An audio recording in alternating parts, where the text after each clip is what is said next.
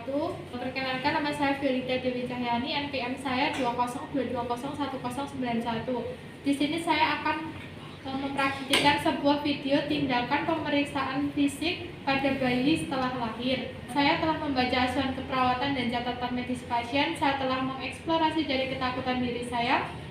Saya telah mempersiapkan alat. Saya mau mencuci tangan sebelum bertemu dengan pasien. Tak lupa melepas perhiasan.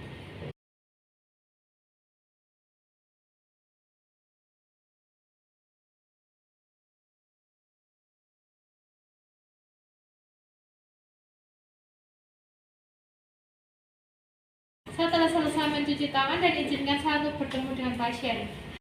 Permisi, bolehkah saya masuk? Boleh.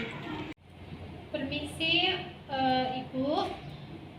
Di sini saya akan melakukan tindakan keperawatan, yaitu pemeriksaan fisik untuk anak ibu yang setelah lahir, yaitu pemeriksaan yang pertama terdiri dari pemeriksaan Apgar score, yang kedua dilanjut pemeriksaan head to toe, yang ketiga pemeriksaan TTV, yang ketiga pemeriksaan antropometri, yang keempat pemeriksaan TTV, yang kelima pemeriksaan refleks.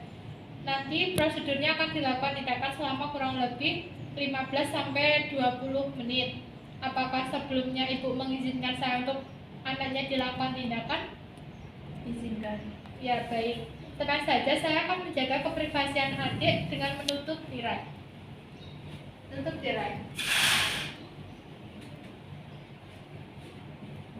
Baik, apakah ada yang ditanyakan Ibu sebelum anak Ibu akan dilakukan tindakan? Tidak. Baik, sekarang izinkan saya untuk menggunakan APD terlebih dahulu ya. Pemeriksaan Apgar untuk yang A yaitu upper range. Untuk nilainya ada 0, 1, dan 2. 0 jika keseluruhan berwarna biru, kemudian 1 jika ekstremitas atas bayi yang berwarna biru, dadanya berwarna merah, kemudian untuk yang 2 jika seluruh badan bayi berwarna merah. Untuk yang T atau pengukuran nadi bisa dilakukan dengan di bagian bawah apex bagian bawah payudara si bayi. Kemudian lihat denyut nadi bayi tidak ada atau kurang dari 100 atau lebih dari 100.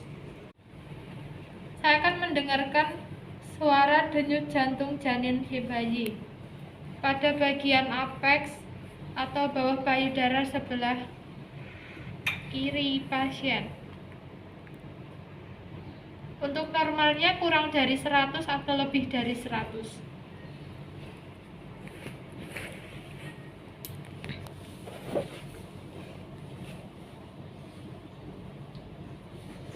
Untuk yang G kita akan melihat responsi bayi, apakah bayi nanti akan menangis atau bayi akan merespon aktif.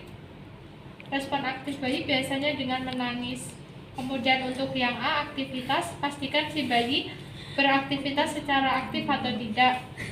Kemudian untuk gerakan aktivitas ini, bayi bisa melakukan gerakan fleksi atau ekstensi, dan itu di ekstremitas atas maupun bawah. Jika aktivitas dilakukan si bayi dengan baik, nilai normalnya adalah 2. Untuk yang respirasi, kita melihat saat respirasi bayi menangisnya kencang atau sangat aktif. Pemeriksaan yang selanjutnya yaitu pemeriksaan head to toe. Saya akan mencoba memakai alat pelindung diri atau handscoon.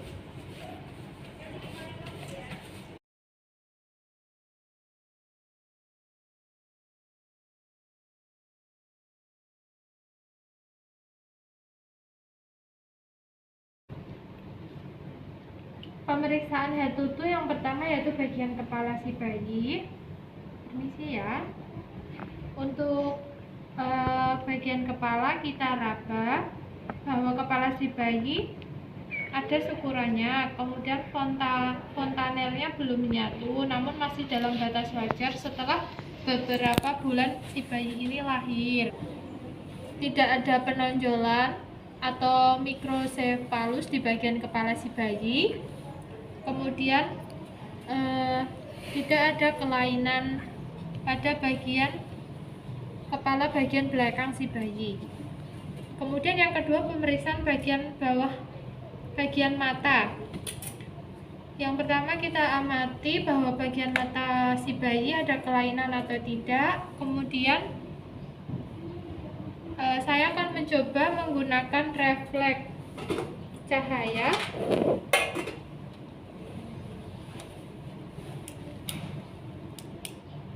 Apakah dia buta atau tidak? Permisi ya. Baik, tidak ada tanda-tanda kebutaan dari si bayi karena si bayi matanya bisa mengikuti arah cahaya. Pupilnya normal ya, jumlahnya 2, warnanya hitam. Kemudian korneanya berwarna putih, konjungtivanya berwarna merah, dan tidak ada kelainan pada bagian mata si bayi. Kemudian pemeriksaan bagian hidung, saya akan mencoba meraba apakah si bayi merasakan sesak dalam pernafasannya. Permisi ya. Apakah ada trauma saat persalinan? Baik, tidak ada ya. Untuk bagian lubang hidung kanan dan kirinya tampaknya utuh. Kemudian saya akan melanjutkan pemeriksaan bagian mulut si bayi. Bahwa bagian mulut si bayi tidak ada stomatitis, tidak ada tanda-tanda cyanosis, tidak ada, bibirnya berwarna merah, tidak tebal. Kemudian saya akan mencoba mendekatkan jari saya, dan kemudian si bayi akan mencoba menelan dengan baik tanpa adanya hambatan. Bagian telinga si bayi tampak normal bentuknya, kemudian bagian daun telinga si bayi yang bagian ujung searah dengan ujung mata si bayi. Kemudian saya akan memeriksa bagian leher si bayi. Pastikan bahwa ada kerutan pada bagian leher, karena pada biasanya untuk bayi yang gemuk, kerutan pada leher pun tidak kelihatan seperti bayi yang tidak mempunyai leher. Tidak ada kelainan seperti penonjolan di bagian leher, kemudian tidak ada lecet. Saya amati bahwa kedua tangan si bayi tampaknya lurus dan panjangnya sama. Kemudian saya akan memeriksa bagian jari kanan dan jari kiri si bayi. Apakah ada polidaktili atau sidaktili? Polidaktili adalah jumlah jari yang melebihi jumlah jari normal, biasanya lebih dari 5. Kemudian sidaktili adalah jari yang berdempetan.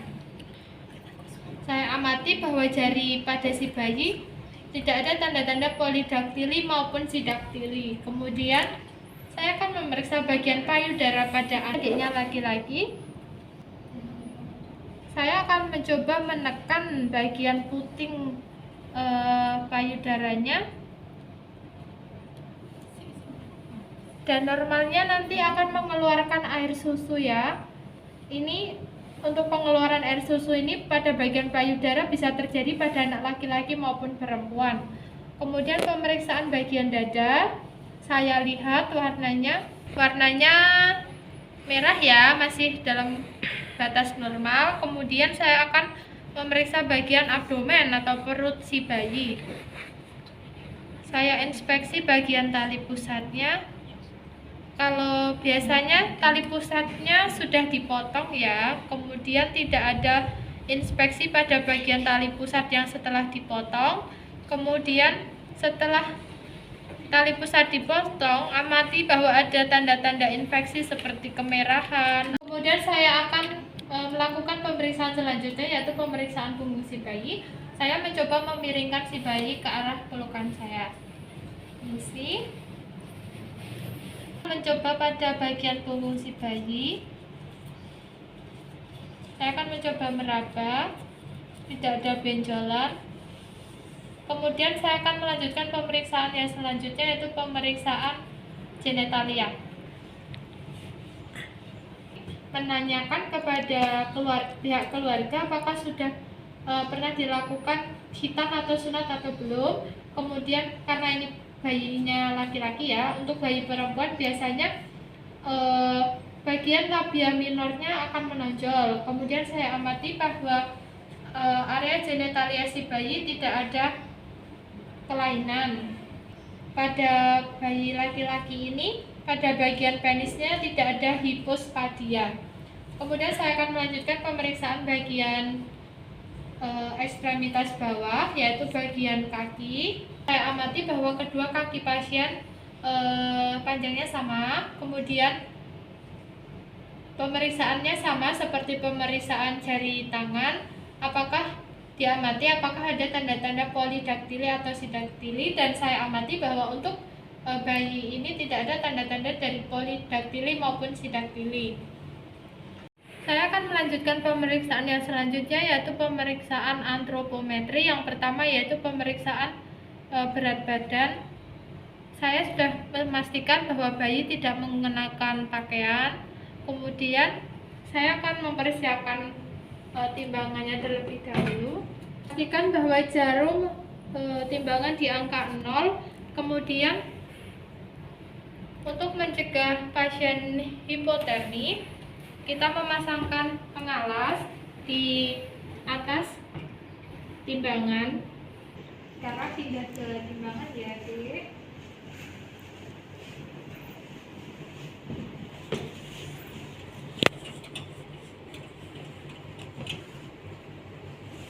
Ini hasilnya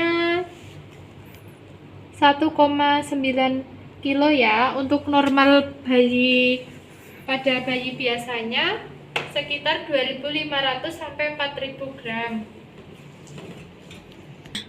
Kemudian saya akan melanjutkan pemeriksaan antropometri yang kedua, yaitu pemeriksaan panjang badan si bayi menggunakan alat ukur ini. Diukur dari ujung kepala sampai ujung kaki, dan pastikan bahwa posisi tangan dan kaki si bayi lurus. Ini sekitar 28 cm. Kemudian untuk normal pengukuran panjang badan pada bayi umumnya yaitu sekitar 45 sampai 55 cm. Kemudian saya akan melanjutkan pemeriksaan antropometri yang ketiga, yaitu pemeriksaan lingkar kepala menggunakan midline. Untuk mengetahui pengukuran lebih subjektif, saya akan mencoba mengukur di atas bagian frontal si bayi.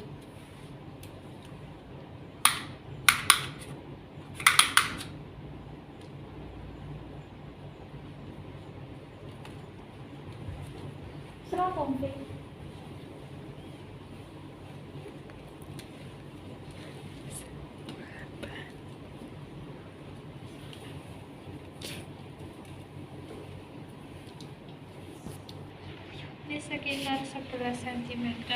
Saya akan melanjutkan pemeriksaan lingkar dada si bayi menggunakan midline. Pastikan posisi midline berada di atas payudara si bayi persis ya.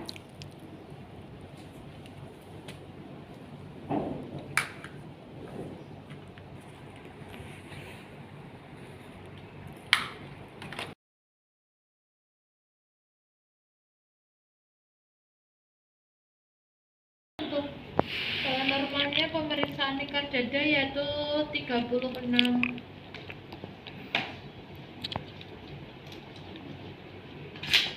Kemudian saya akan melanjutkan pemeriksaan lingkar lengan menggunakan lilat.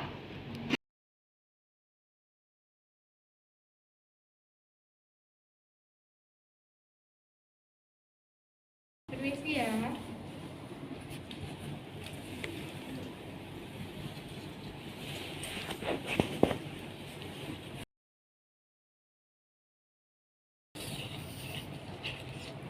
Kemudian yang selanjutnya saya akan melakukan pemeriksaan antropometri, yaitu pemeriksaan lingkar perut menggunakan midline. Posisi midline berada di atas tali pusar. Pastikan jangan menempel di atas tali pusar si bayi.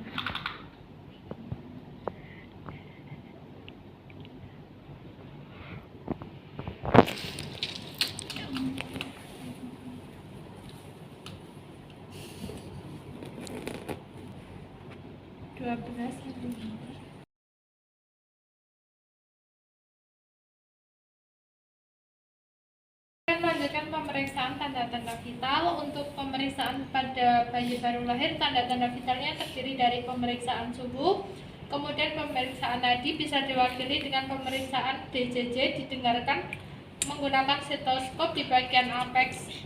Sebelumnya saya akan memakaikan baju si bayi supaya mencegah dari hipotermia.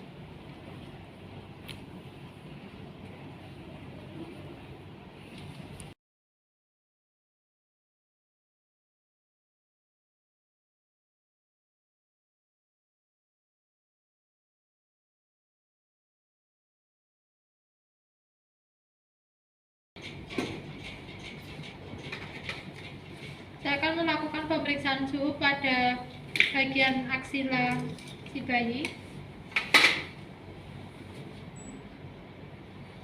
Sebelumnya saya buka terlebih dahulu bajunya. Saya masukkan di lengan tangan bagian kiri. Ditunggu selama 3 menit.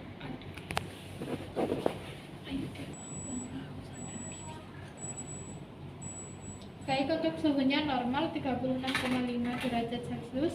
Kemudian saya akan mencoba mendengarkan nadi si bayi di bagian apex atau di bawah payudara sebelah kiri si bayi. Untuk batas normalnya sekitar 100 sampai 160 kali per menit.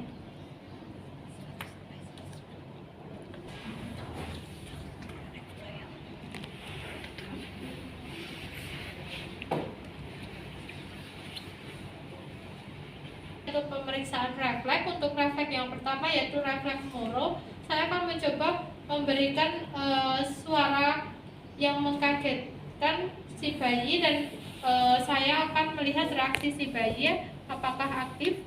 Saya akan mencoba menepuk kedua tangan. Untuk refleks Moro, ketika bayi merasa kaget, nanti posisi jari akan mengangkat dan membentuk seperti huruf Y. Kemudian yang kedua yaitu refleks rooting, kita akan memberikan sentuhan kepada misal di bagian area mulut si bayi, bisa menggunakan dot ataupun jari tangan kita didekatkan di area mulut si bayi dan nanti si bayi akan mencoba mencari arah sentuhan tersebut. Biasanya bayi akan menjulurkan ludahnya keluar atau mungkin bayi akan langsung menengok ke arah sentuhan tersebut. Refleks sucking atau refleks menghisap, refleks ini terjadi ketika kita memasukkan puting susu di area mulut si bayi dan si bayi akan mencoba menghisap puting susu tersebut. Refleks swallowing, untuk refleks swallowing ini, refleks mengecap atau menelan. Misalnya ada benda, si bayi akan merespon untuk menelan. Kemudian refleks berkedip atau refleks kornea, saya akan mencoba memantulkan cahaya di bagian mata pasien dan normalnya ketika pasien merasa silau maka refleks mata akan langsung berkedip. Permisi ya.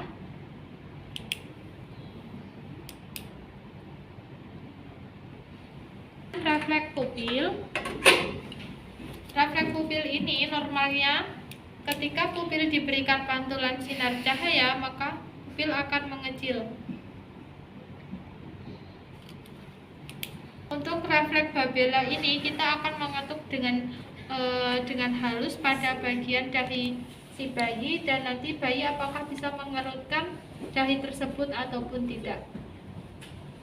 Refleks korinek yaitu ketika kedua tangan si bayi diangkat, kemudian nanti si bayi akan merespon dengan kepalanya juga ikut terangkat. Misal seperti ini. Baik, refleks palmadastrin. Kita akan mencoba memberikan stimulasi pada bagian telapak tangan sebelah kanan maupun sebelah kiri si bayi. Dan nanti ketika si bayi merasakan geli, maka jari tangan si bayi akan menggenggam jari kita. Misal diberikan stimulan dan jari akan menggenggam. Untuk yang selanjutnya yaitu posisi rolling, kita mencoba untuk membalikan posisi tubuh si bayi ke arah bawah atau posisi telungkup. Dan pastikan jangan menutup saluran pernafasan si bayi, dan si bayi akan mencoba seperti merangkak, gerakan merangkak.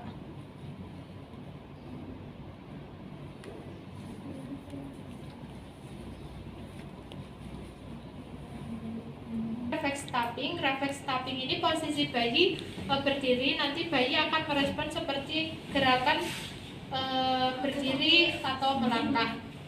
Posisikan bayi posisi berdiri,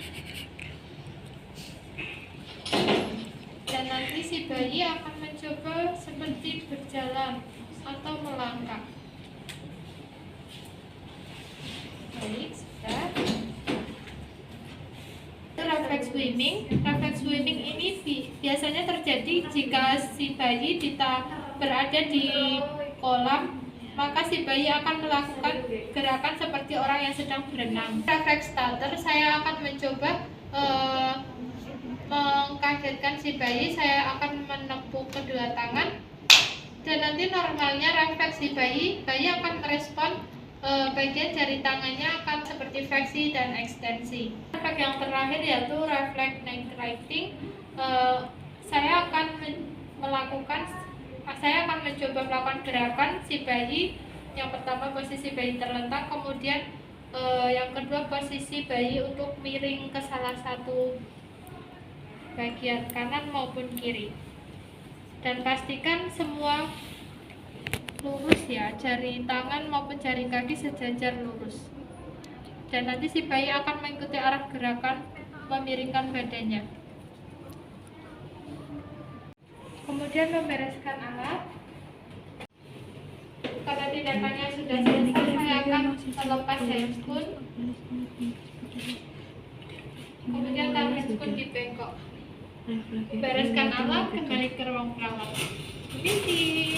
Saya telah selesai melakukan tindakan keperawatan kepada adik Dela dengan hasil bahwa adik Dela tidak ada kelainan dari pemeriksaan head utuh. Kemudian saya telah membereskan alat. Saya akan mencuci tangan setelah membereskan alat.